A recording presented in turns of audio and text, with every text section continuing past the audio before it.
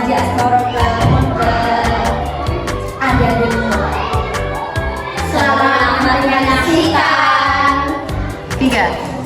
Pada zaman dahulu, berdirilah dua buah kerajaan kembar, yaitu Kerajaan Jenggala dan Kerajaan Kediri, di sebuah tempat Jawa Timur.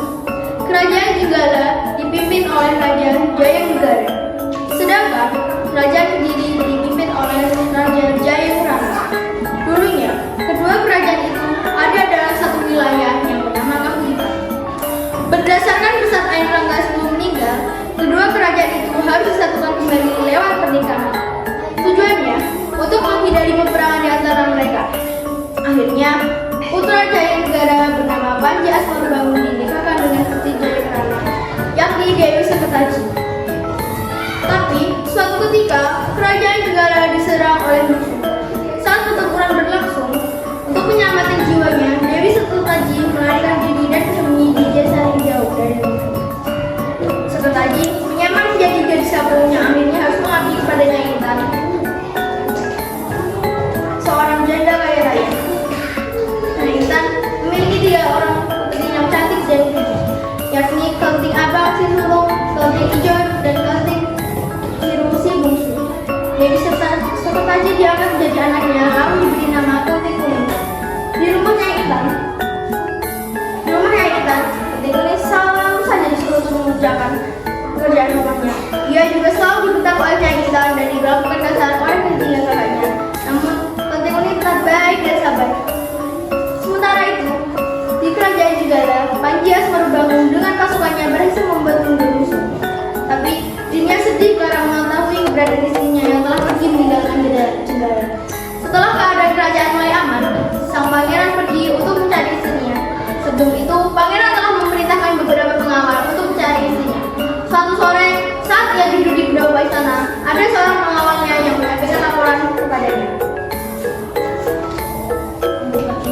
Hamba ingin menyampaikan apa itu di dalam rumah ini. Apakah mengetahui keberadaan tersebut?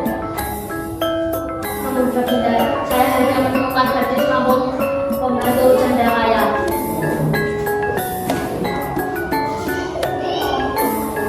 Mendengar itu, Panji Asmoro memutuskan untuk menyamar menjadi pangeran tampan yang sedang mencari jodoh.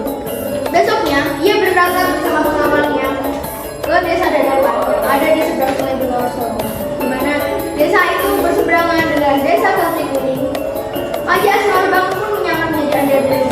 Ia tinggal di rumah janda tua yang bernama Mbok Rama.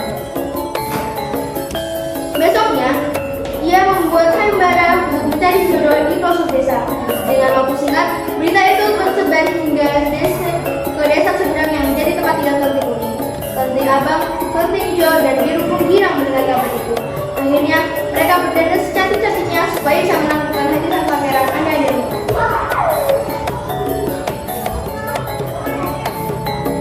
Hai Kelting Kuning, apakah kau ingin mengikuti sayembara itu juga? Tidak mungkin, meskipun kau tak punya. Benar, mending kau mencuci baju sana. Tuh, cuci saja baju kami. Kelting Kuning pun sembari menuju. Kelting Kuning menuju sungai untuk mencuci baju kotor itu. Sebenarnya, dia tidak kenal dengan sayembara itu karena masih teringat kepada Panji Asmoro. Dia akan selalu setia kepadanya walau belum mendengar kabar tentang dirinya. Ketika ia sedang mencuci, tiba-tiba ada seekor burung bangau menghampirinya. Anehnya, burung bangau itu berbicara dengan kedua bentuknya yang keras seperti. Hai Tuan Putri, pergilah ke desa Dadapan dan ikuti sayembara itu. Kau akan bertemu suami Anda dan bawalah sabuk ini sewaktu Anda membutuhkan pertolongan. Kata sang burung bangau seraya meletakkan cambuk di dekat kemudian. Sementara itu, ketiga saudara dan ibu angkatnya telah berangkat terlebih dahulu. Mereka telah sampai di tepi Sungai Bengawan Solo. Namun, di situ mereka sangat kebingungan karena tak melihat satupun perahu yang tampak di tepi sungai yang luas dan dalam itu. Suatu ketika, muncullah seekor kepiting raksasa yang sedang terapung di atas tumpukan air yang bernama Yuyu Kangkang. Sebenarnya, Yuyu Kangkang merupakan utusan Andaan Lumut untuk mengunci para peserta sayembara yang melewati sungai tersebut.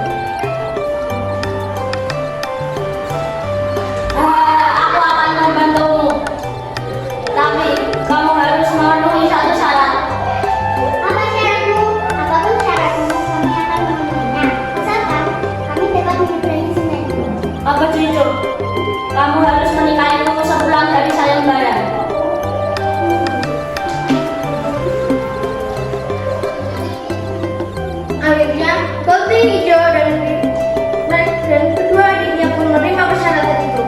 Setelah itu, Dwi Kakang mengantarkan mereka sampai ke seberang sungai. Selang beberapa saat, Kelti Kuning juga tiba di sungai. Tetapi, Kelti raksasa mengajukan persyaratan yang sama.